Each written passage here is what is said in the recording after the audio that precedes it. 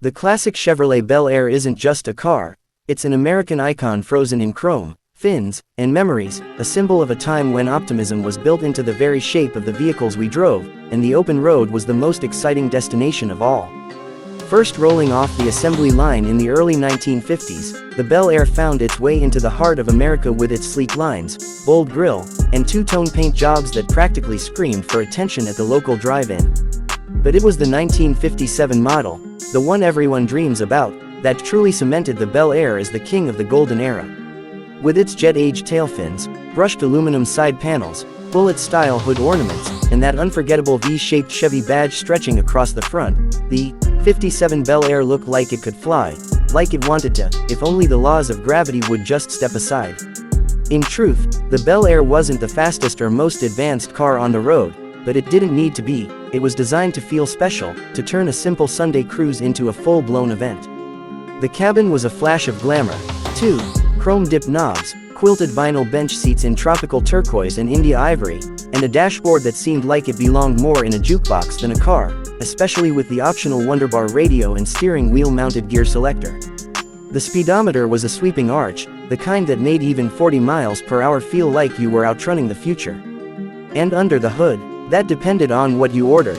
Some came with a modest inline-six, others with a 265 or 283 cubic inch V8, and if you were lucky, or reckless enough, you could get the fuel-injected version that pushed over 280 horsepower, a serious number at the time, especially in a car that looked this good while doing it. But the Bel Air wasn't just about numbers or specs, it was about style, status, and personality. Owning one was like owning a piece of California even if you lived in Nebraska. It was beach vibes, hot rods, sock hops, and soda fountains all rolled into one, and people didn't just drive them, they showed them off. They waxed them in the driveway on Saturdays, took prom pictures with them, got married next to them, and sometimes even passed them down like heirlooms. The Bel Air became the background of countless family photos, a recurring character in the story of mid-century America. And somewhere along the line, the car transitioned from transportation to treasure. Even as the 1960s brought sleeker, more powerful models, and the 1970s shifted design towards safety and fuel economy, the Bel Air held its place in people's hearts like a favorite song that never got old. Today, seeing a restored Bel Air at a car show feels like spotting a celebrity. People crowd around them with wide eyes, whispering about the chrome detailing, the continental kits, the fender skirts, or that one time their uncle had one, just like this, but in red. It's a conversation starter, a memory trigger, and a time machine on four wheels. And if you're lucky enough to sit inside one, to pull that massive steering wheel toward you, and to feel the thrum of that old-school V8 as it rumbles to life, you'll understand instantly why the Bel Air isn't just a car, it's a feeling.